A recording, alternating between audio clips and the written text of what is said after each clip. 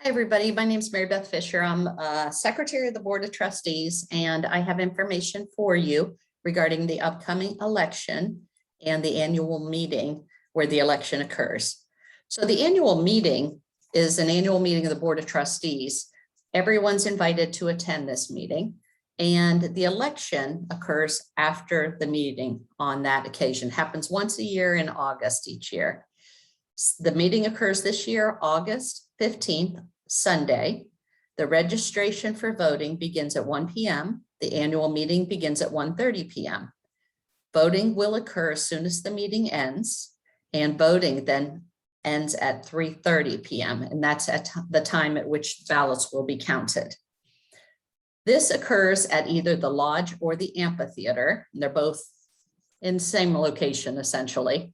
And an announcement will be made closer to that time to tell you if you should go to the lodge or the amphitheater for registration. So the annual meeting is a short meeting where you're introduced to the Board of Trustees, and the president of the board, Linda Lonsinger, will tell you of any relevant or important details going on in Hideaway Hills currently. It's usually a short meeting, and then the voting occurs. So that's what the meeting is really primarily for, to meet the board and to vote. There's a few ways you can vote. You can vote in person or you can vote by absentee ballot. So if you are voting in person, there's a few things to remember. One, you have to vote before 3:30 p.m. that day. Two, you have to bring your membership card with you to vote. And three, you have to make sure all your dues are paid through July of 2021 in order to receive a ballot to vote. So that means your road assessment, your dam assessment, and your regular monthly assessments all have to be paid in full by July 2021. Usually the treasurer will be there in case you want to make payment and bring it current in order to obtain a ballot and vote. Secondly, you can request an absentee ballot as of July 1. And to request an absentee ballot, there's two ways to do that. One, you can write to the office via email and request it by telling them your name, your lot number, and that you want an absentee ballot. The actual email address is on our website, but for today's purpose, I'll tell you it's hahoffice@hahclub.net. And again, just say your name, your lot number, and that you want an absentee ballot.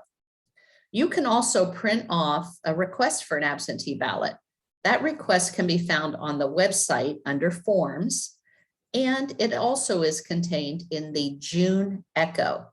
So you can print it from either location, fill that out, and get it back to the office.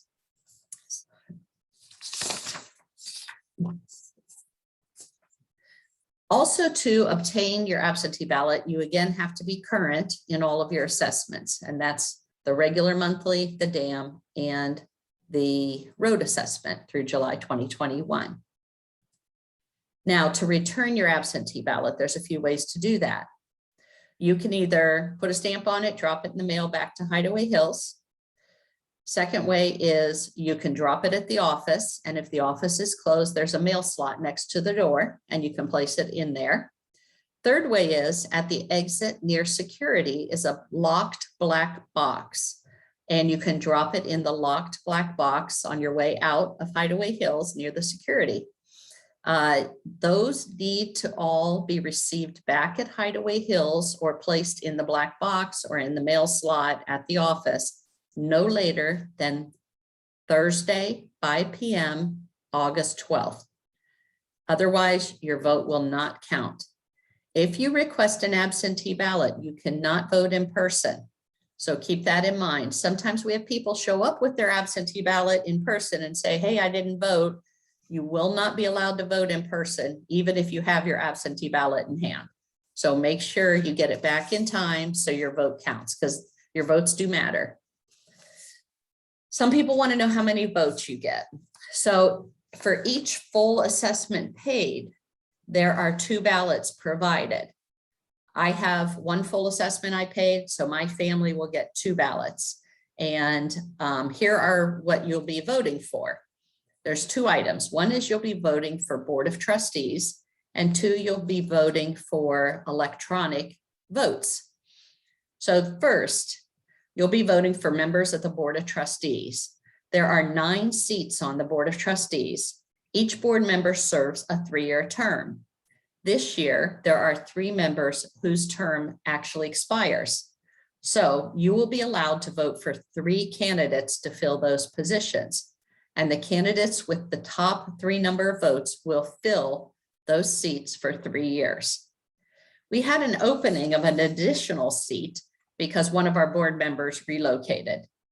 So she had 2 years left on her term. Therefore, the candidate with the 4th largest number of votes will fill that vacant seat and finish the 2 years left on that board member's term. If there is a tie, like there was last year, it's decided by a flip of the coin. This year, we have 10 people running to fill the 4 candidate spots.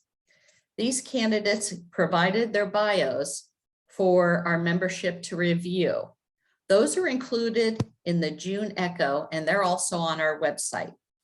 If you need a copy of the bios, they will also be available at the annual membership meeting when you come to vote, and you can review them at that time. You can probably also request a copy from the office, but truly, if you go to the website and the June Echo, they're available for you. The candidates also were provided a group of questions from a committee of members, not on the board, not on the management committee, and they answered those questions, and their answers were in the June and July Echo for your review. The candidates this year running for the 4 board positions are Chaz Cross, Linda Hodge, Doug Parker, Patrick Connor, Jim Hiles, Stephanie Wolf, Margaret Euler, Eric Lapp, Jeff Barron, Greg Blank.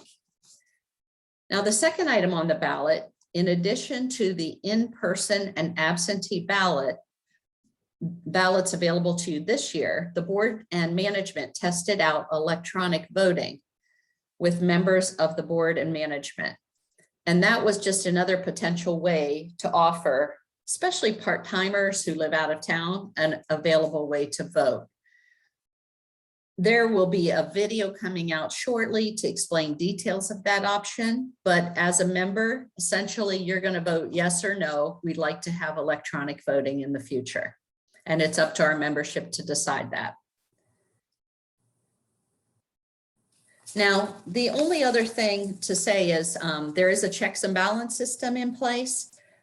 We have about 12 to 14 folks that are volunteers that sign up. The election is run by the secretary of the board each year, and that's me this year. I've asked another member, Tim Weibel, to run it with me. And then we have approximately 12 volunteers who will be in pairs, 2 by 2 by 2, to count the votes together and that they're handed and make sure there's accurate reporting on everything. So there is a checks and balance system in place. The actual tally of votes are kept, and the actual voting ballots are kept for a year in the office in a lockbox. So that's all I have for today. If you have any questions, my email, my phone number are listed on the website under Board of Trustees. Please feel free to reach out, and I'll be happy to answer any questions you have. Thank you, and hope to see you then.